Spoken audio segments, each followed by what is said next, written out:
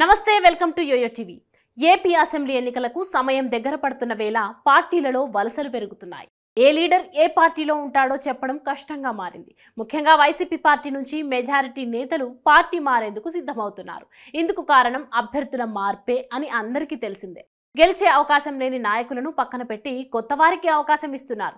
అయితే టీడీపీ జనసేనలో సీట్లు ఆశించిన వాళ్ళు కూడా తమకు టికెట్ రాకపోతే ఇలాగే జంపింగ్ కి రెడీగా ఉన్నారు। ఇప్పుడు మాజీ కూడా అదే ఆలోచనలో ఉన్నట్లు తెలుస్తోంది। మాజీ మంత్రికి విజయనగరం జిల్లా చీపురుపల్లి టికెట్ ఇవ్వాలని టీడీపీ హైకమాండ్ నిర్ణయించింది। అందులో భాగంగా ఆ నియోజకవర్గంలో ఐవీఆర్ఎస్ సర్వే కూడా నిర్వహిస్తోంది। ఈ నియోజకవర్గంలో మంత్రి బొత్స సత్యనారాయణ పోటీలో ఉండడంతో తాము కూడా సీనియర్ అభ్యర్థిని నిలబెట్టాలని భావించింది టీడీపీ।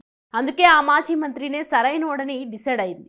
కానీ ఆయనకి మాత్రం అక్కడ పోటీ చేయడం ఇష్టం లేనట్టుంది। పార్టీ చీపురుపల్లి నుంచి పోటీ చేయాలన్నది కానీ తనకు విశాఖ జిల్లా నుంచి నిలబడాలని ఉందని చెప్పుకొచ్చారు। చీపురుపల్లి 150 కిలోమీటర్ల దూరంలో ఉంది।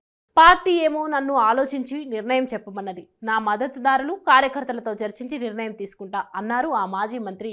సరే అంతవరకు మాట్లాడితే ఓకే, కానీ ఆ తర్వాతే అసలు ట్విస్ట్ ఉంది। రాష్ట్రంలో ఏ పార్టీల వాళ్ళు స్థానాల మార్పుతో ఇష్టం లేక ఎక్కడెక్కడికి వెళ్ళి జాయిన్ అవుతున్నారో కూడా ఆయన వివరించారు। వైసీపీతో మొదలుపెట్టి టీడీపీ దాకా టికెట్లు రాని వాళ్ళు పార్టీ మారే వాళ్ళ గురించి ఏకరువు పెట్టారు। ఈ టైంలో సీట్లు రానోళ్లు పార్టీలు మారడం సహజమన్నారు। టీడీపీలో సీటు లేదని చెప్పడంతోనే కేసినేని నాని పార్టీ వదిలిపెట్టారు। వైసీపీలో మొన్నటిదాకా ఉన్న వేమిరెడ్డి ప్రభాకర్ రెడ్డి ఆ పార్టీకి గుడ్ బై కొట్టారు। ఎంపీ సీటు ఇస్తామన్నా అది వద్దని ఆదిమూలం పార్టీ నుంచి బయటకు వచ్చారు అంటూ పరోక్షంగా తన మనసులో మాట బయటపెట్టారు। అంటే చీపురుపల్లిలో పోటీ చేయడం ఆ మాజీ మంత్రికి ఇష్టం లేదు, తాను విశాఖ నుంచే పోటీ చేయాలని అనుకుంటున్నట్లు కుండబద్దలు కొట్టేశారు। టీడీపీ మరో వారం రోజుల్లో అభ్యర్థులను ఖరారు చేస్తుందని, జనసేనతో సీట్ల సర్దుబాటు వ్యవహారం చర్చల దశలో ఉందన్నారు గంట।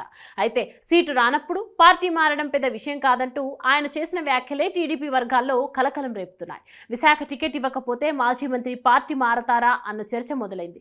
ఆ మాజీ మంత్రి నిర్ణయంపై చంద్రబాబు ఏ నిర్ణయం తీసుకుంటారో చూడాలి। నిజంగా విశాఖ వదిలిపోవడం ఆయనకు ఇష్టం లేదా, లేదంటే బొత్స చేతిలో ఓడిపోతానన్న భయంతోనే చీపురుపల్లిలో పోటీకి వెనక్కి తగ్గుతున్నారా? ప్రశ్నలు కూడా వ్యక్తమవుతున్నాయి।